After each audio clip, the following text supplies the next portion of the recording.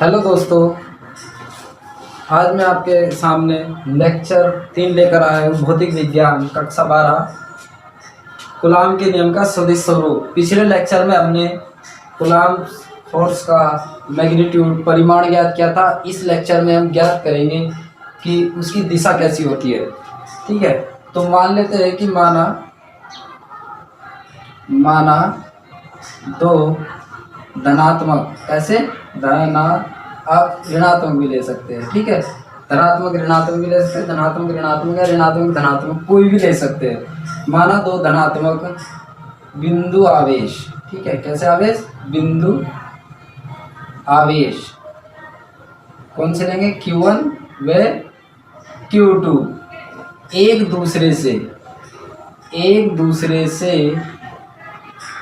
दूसरे से निर्वात में कहाँ रखे, मान लेते हैं कि माध्यम बीच में क्या है,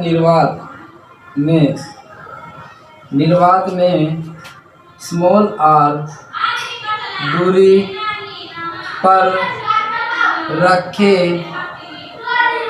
गए हैं। अब दोनों आवेश एक ही प्रकृति के, दोनों धनात्मक है, दोनों पॉजिटिव है, तो एक दूसरे को रेपल करेंगे तो फोर्स की डायरेक्शन इधर को, 2 से 1 की तरफ को। ठीक है, 2 से 2 का, ठीक है, 1 के कारण 2 की, और इसके का इस पर फोर्स की डायरेक्शन 1 2 शो कर दी, वेक्टर F12। ठीक है जी, तो अब हम क्या करेंगे, ठीक है, अब हम आए कूलाम के, क्या लिखेंगे, कूलाम के नियम का सदिश स्वरूप। ठीक है, तो देखो आवेश Q1 के कारण Q2 पर फोर्स, अगर ये इस पे फोर्स लगा रहा होगा तो दोनों पॉजिटिव पोलरिटी के, ये इस पे लगा रहा होगा तो ये इधर को रेपल हो रहा होगा, क्योंकि इसे रेपल हटना है ना, दूर हटना है, विकर्षित हो रहा है, प्रतिकर्षित होना है, तो प्रतिकर्षित होने के लिए इसे अपोजिट डायरेक्शन में जाना होगा। तो इसके लिए पहली कंडीशन लगाते हैं। पहली कंडीशन क्या है हमारी, कि आवेश Q1 के कारण आवेश Q2 पर कूलाम बल, कौन सा बल, कूलाम बल। ठीक है, तो F21 vector F12 to 1/4 pi epsilon naught into Q1 Q2, ठीक है, अपॉन R का स्क्वायर। ठीक है, और यहाँ पे लगेगा यूनिट वेक्टर 1 से 2 की तरफ को जा रहा है, 1 से 2 की, इक्वेशन नंबर पहली। अब यहाँ लिखेंगे कि जहाँ बताना होगा, हमें समझाना होगा कि कैप R12 क्या है, जहाँ R12 कैप एक इकाई सदिश है। क्या है, इकाई सदिश। तो vector R12 is equal to होता है वेक्टर R अपॉन R। ठीक है, R12 is equal to, R cap is equal to vector R upon R। ठीक है, अब क्या करेंगे, इसी प्रकार इस आवेश के कारण इस पर बल निकालेंगे। तो यहाँ लिखेंगे आवेश Q2 के कारण आवेश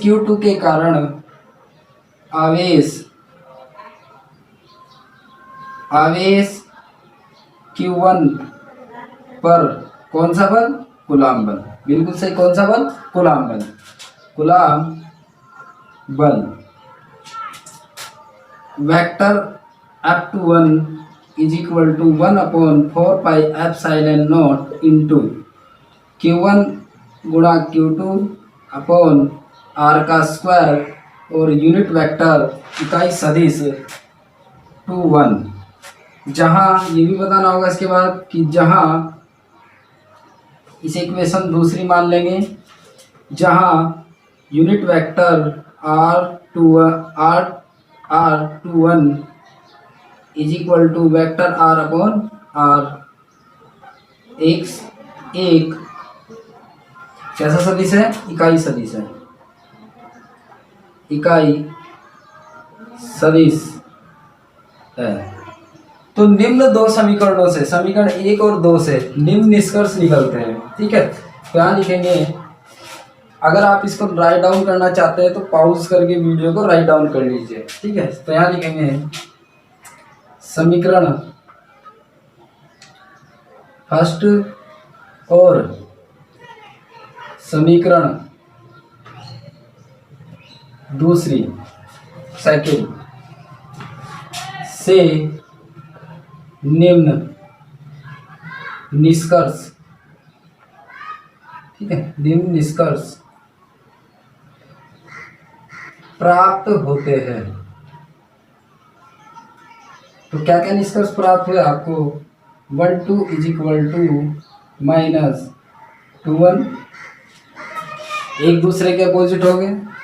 इसी प्रकार ध्यान लिखेंगे, इसी प्रकार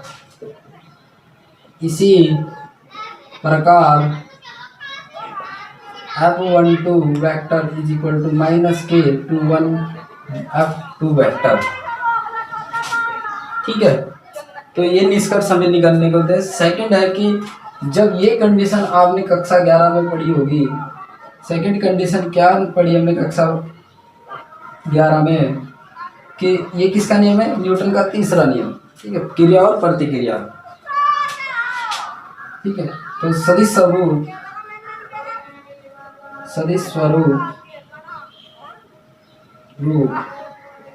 से स्पष्ट है, सदिश स्वरूप से स्पष्ट है। क्या स्पष्ट हो रहा है इससे? कि ये किसके नियम का पालन करता है? न्यूटन के क्रिया प्रतिक्रिया नियम का। सदिश स्वरूप से स्पष्ट है कि कूलॉम नियम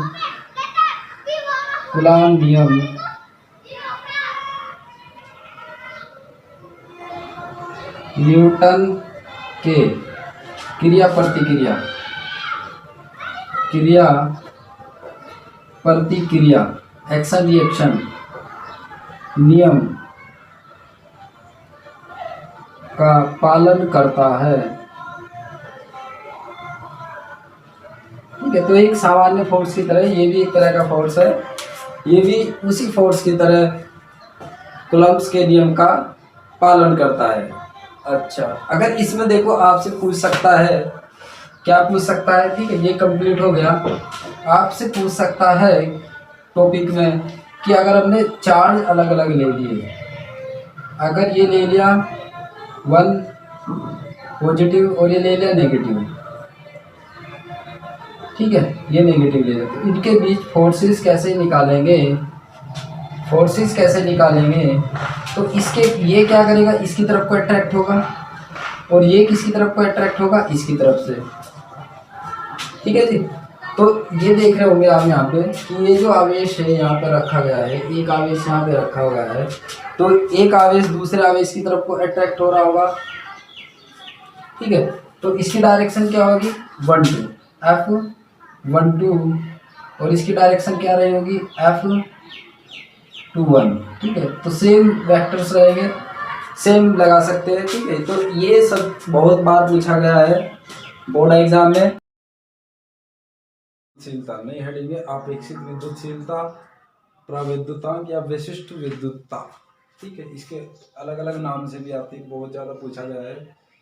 किसी भी माध्यम में उपस्थित, क्या होता है अपेक्षित विद्युतशीलता? किसी भी चीज़ का अपेक्षित निकालते हैं, तो किसी एक माध्यम और उसका दूसरे माध्यम में चेक करते हैं कि दोनों का परिमाण कितना आता है, उन दोनों का रेशियो क्या कहलाएगा? अपेक्षितता। अब अपेक्षित विद्युतशीलता की बात कर रहे हैं तो निर्वात में, ठीक है, तो इस परिभाषा के अनुसार क्या है कि किसी माध्यम में उपस्थित आवेशों के मध्य विद्युत बल।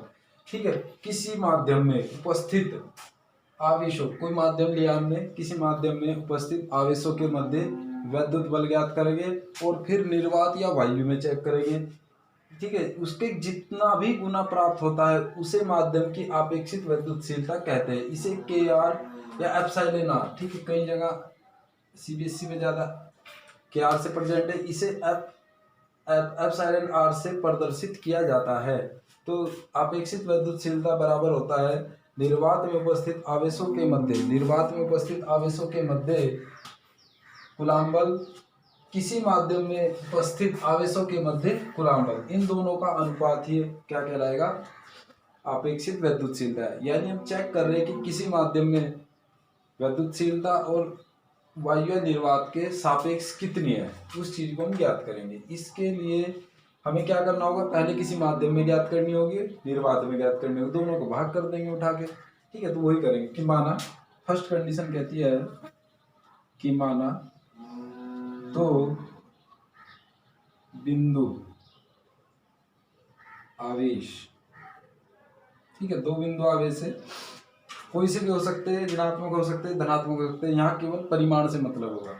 माना दो बिंदु आवेश, जो बिंदु आवेश हम निर्वात या वायु में ले रहे वही बिंदु आवेश हम किस में लेंगे, किसी माध्यम में, ठीक है। तो माना दो बिंदु आवेश Q1 व Q2 माध्यम या निर्वात, ठीक है, क्या लिखेंगे, निर्वात में स्थित, निर्वात में एक दूसरे से, ये तो लिखना है बीच की दूरी, एक दूसरे से स्मॉल आर दूरी पर स्थित है, ठीक है। तो एक दूसरे से स्मॉल दूरी पर, स्मॉल आर दूरी पर स्थित है, ठीक है, स्थित है, तब निर्वात में कूलम्ब बल, ठीक है। तो निर्वात में कूलम्ब बल, तो F निर्वात की क्या करें, F नोट लेते हैं, वैक्यूम या VAC से नोट कर सकते हैं, is equal to 1/4 pi epsilon naught, ये वैक्यूम के लिए होता है, इंटू Q1/Q2/R का स्क्वायर। इक्वेशन नंबर पहली बना लेंगे। अब हम किसी दूसरे माध्यम, किसी माध्यम कोई भी मीडियम ले सकते हैं, तो उस माध्यम में इन्हीं दो बिंदु आवेशों को रखेंगे और चेक करेंगे कि उनके बीच बल का परिमाण क्या प्राप्त हुआ है, ठीक है। तो ठीक है, इसी प्रकार क्या लिखेंगे, इसी प्रकार, ठीक है, लाइन को ध्यान से रखना, इसी प्रकार दोनों आवेशों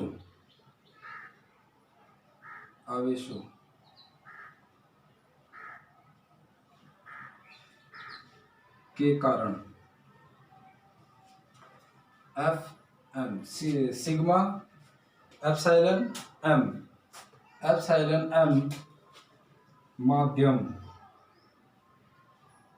माध्यम में बल, ठीक है।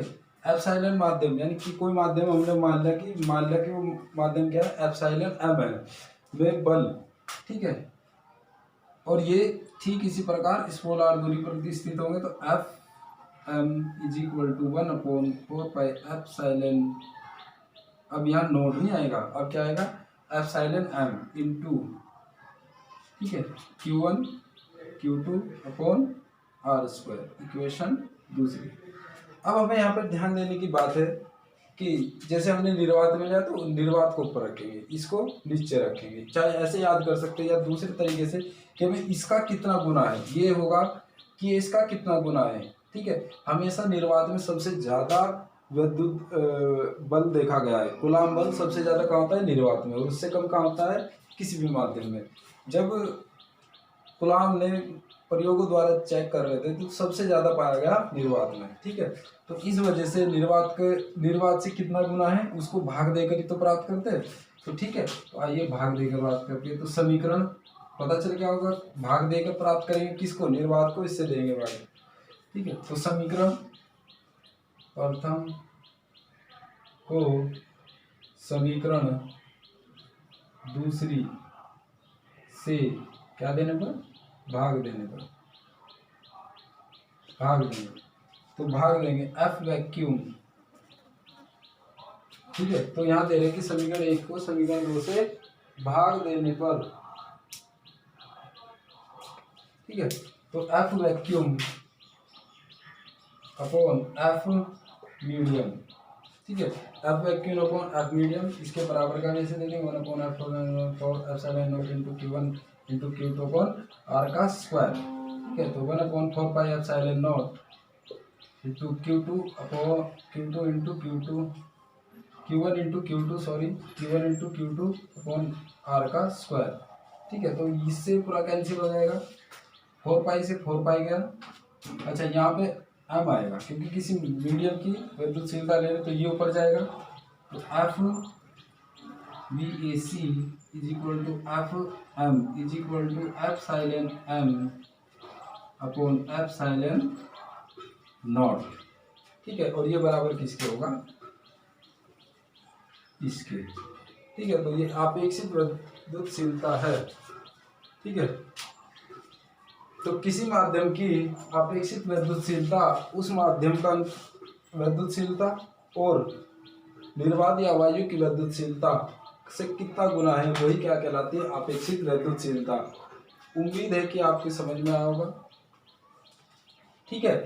अब इसका क्या होता है, इसकी इकाई की बात कर लेते हैं। तो बात करेंगे इसकी इकाई पर, ये क्या होगा, अगर ये फोर्स है और ये फोर्स है, न्यूटन न्यूटन एक दूसरे कैंसिल आउट करेंगे तो क्या होगी, विमाहीन राशि। याद रखना क्या है कि विमाहीन राशि, ठीक है। तो ये कैसी एक विमाहीन राशि हुई। अगर आपको हमारी वीडियो पसंद आई, आपको समझ में आया, तो आप इसको लाइक कीजिए और हमारे चैनल को सब्सक्राइब कीजिए। धन्यवाद।